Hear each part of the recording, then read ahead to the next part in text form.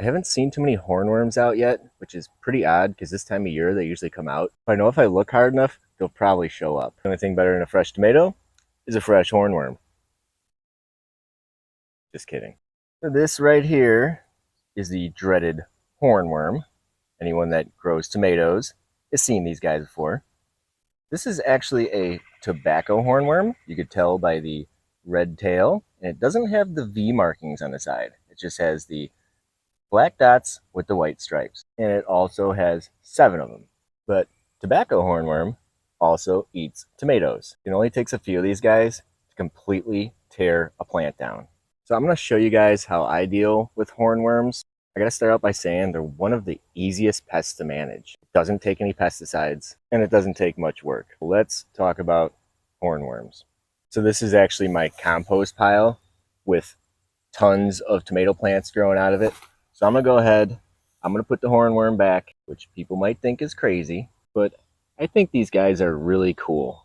So I'm okay with them as long as they stay in the compost.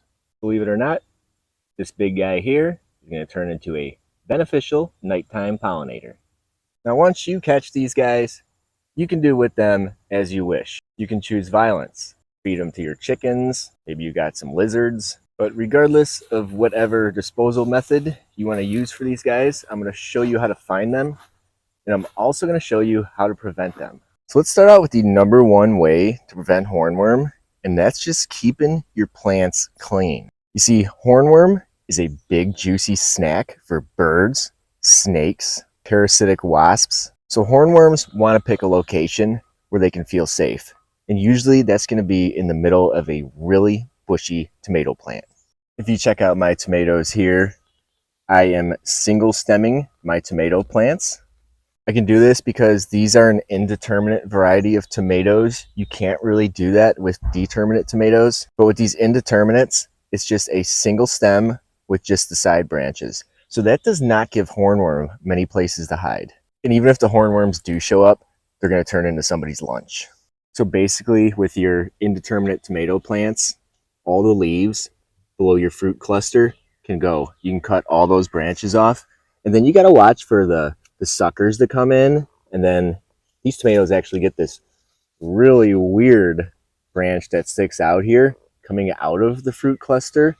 I don't need that. That can go. It's all this extra foliage. So if you're growing the determinate tomatoes like a lot of people do, a lot of the plants you can get at the big box stores are usually hybrid determinates. You can't really use this pruning technique, and they're made to get big and bushy. Now that turns into an issue if you live in a place where hornworms are a problem. So if you're living somewhere where hornworms are a problem, maybe try growing the indeterminate style tomatoes, the vining type. They're a lot less bushy, no places for the hornworms to hide. And if they do show up, they're going to be really easy to find, pick off, or predators are going to get them. Just because you're growing determinate tomatoes and they're a skinny type does not mean you have to sacrifice production. Here I have the cherry bomb tomatoes, and they are incredibly productive, and I'm definitely going to keep growing these guys. If you need any suggestions, maybe instead of the bushing cherries, grow something like the cherry bomb. Another method of hornworm prevention is companion planting. Plants like borage are said to repel the tomato hornworms and the tobacco hornworms, and the bees love this stuff. And borage is just cool to have in your garden because the pollinators love it. And it's always good to have pollinators in your garden. Marigolds, plants like dill, parsley, mint, stuff with a strong odor. I guess the moths don't like the smell and don't come around or something. I can't confirm that companion planting works all that great, but if you do a Google search, it'll give you a really long list of plants. Chances are you probably have some of these growing in your garden, so why not plant them next to your tomatoes? Besides planting stuff that's going to chase the moths away so they don't lay eggs, you're also going to want to go through and plant some companion plants that are going to attract predators. So we're looking for ladybugs, parasitic wasps. They lay their eggs on the caterpillars. So once again, plants like dill, carrots gone to flower. Comfreys worked pretty good to attract predators to the garden. One of my favorites here, the Queen Anne's lace. It's considered a weed, but this plant here attracts just about every beneficial bug you can think of to your garden. Even these nasty guys. He'll eat hornworm. Goldenrod. Radishes go on to seed. Attracts pollinators and beneficial insects. And the mature audience plant. We're going to be doing a video on the mature audience plants and its benefits in the garden. About 6 feet tall now. It seems like every good bug loves the mature audience plant. And any type of alliums. If you follow my channel, you know we don't use any pesticides in the garden, not even the organic stuff. We look for natural solutions because plants in the wilderness do just fine without our help. So if you came here looking for recommendations on neem or BT or diatomaceous earth or anything like that, you're not going to get it. So these steps I just listed with the pruning techniques, keeping your plants clean, the companion planting to deter the moths from laying the eggs and to attract predators to your garden, all these things are good and they're going to work. But let's just say you're still gardening where you plant nice clean rows with no weeds. You're not doing any interplanting where it's like a jungle like this. And now you've got hornworms. The best way to get rid of your hornworm problem is picking them off manually.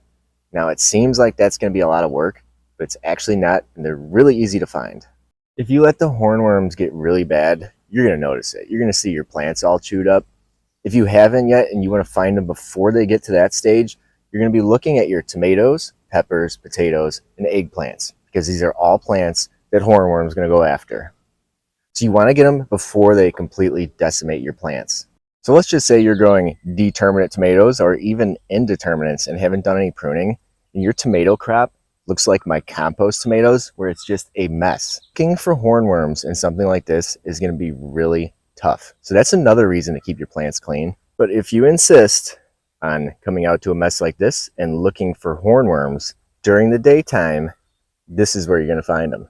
During the daytime, hornworms like to go underneath the leaves and at the bottom of the stems.